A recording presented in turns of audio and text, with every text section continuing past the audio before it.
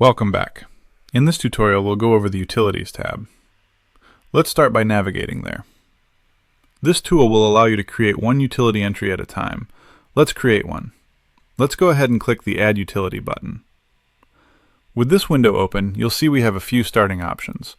First, let's choose which utility type we're marking. For this tutorial, we'll pick Water, but know that if the utility type you need is not listed, you can select Other from the drop-down menu. Next, we should define who owns the utility. This drop-down is actually a custom list that can be set up by any admin in your company settings page. These utility names may not be familiar to you, but are common here in the Pacific Northwest. Anyway, we'll say that the city owns this water line. Next, let's enter how deep the utility was measured, if applicable. Also, if applicable, let's also enter how this utility aligns with our bore path.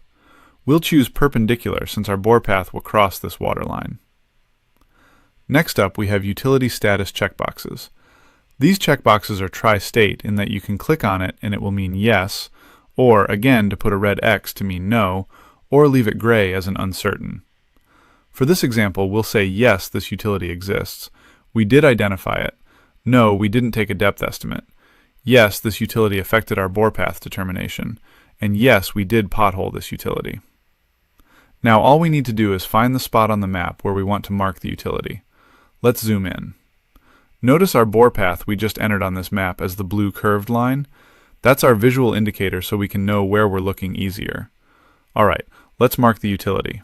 There. The last couple of things we can do is enter any notes about this utility, and if we'd like we can upload a photo of the utility, but we won't do that in this tutorial. However, if you did choose to upload a photo, you would be able to click the utility marker to view the photo, which would be quite handy later on if you needed to remember which utility was which on a job site. Now we can click Save Utility, and we can now see the utility on the map in the Utilities tab. And if we go back to the Overview tab, we can see the combination of both of our efforts. Well done. In the next tutorial, we'll go over the Tie-ins tab.